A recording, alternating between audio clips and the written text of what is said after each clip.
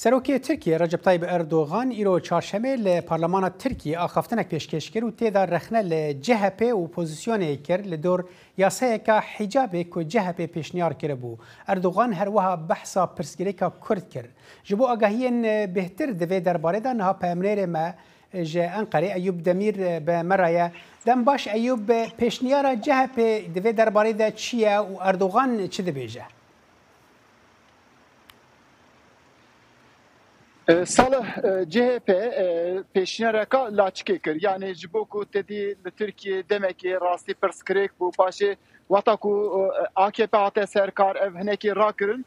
Ledve deme de AKP zedetir vana jibo hilbijatini be kartine CHP de beje jibo ije emji dixwazin ku duwarê kanunî da êdî laçik were parastin o ev ji roje ve derkeve.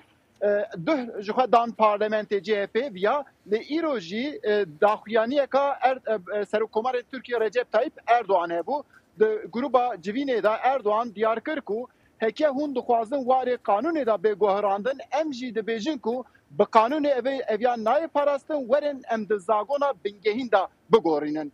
Yani ev babet ana dikarin bêjim ku yani Türkiye beri bi hilbijartinê va diçe wisa dixuye ku di rojeva hilbijartinê da an jî rojeva siyasetê da wê rojên pêçî da jî zêdetir derkevin pêş. Ana AKP yani an jî Serokkomarê Tirkiye diyar kir ku ew ana geleleyekê amade dikin wê pêşkêşî parlamentoyê bikin heke CHP di rastî bi dil dixwaze ku gorankarî çêbe bila werin di warê kanûna bingehîn da viya pesend bikin.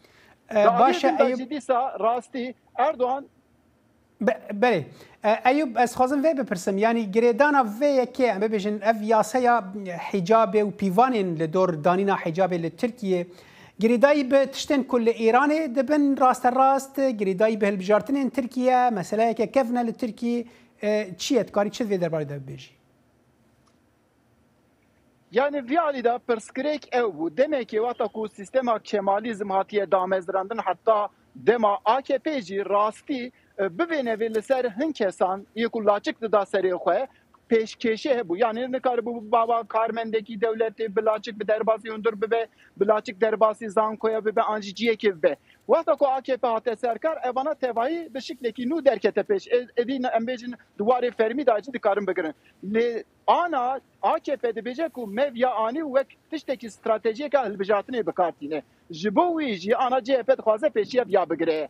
Di aliyê din da jî dîsa Erdoğan di qesedana xwe da tiştekî din jî behs kir. Yani got ku derketine dibêjin ku mesela Kürt mesela Kürt mesela Kürt. Dibêje ew dijî mesela çareseriya mesela Kürt bûn me xwast û em yani beramberî dijehetiya wan me gorankarî çêkir mesela Kürt êdî tune de kabine ameda jî ji xwe du Kurd heye. باشه دوی درباره دا تشتکی نو درباره پرسکریکا کردا گود لی تنه رخنه بون جبو اپوزیسیونی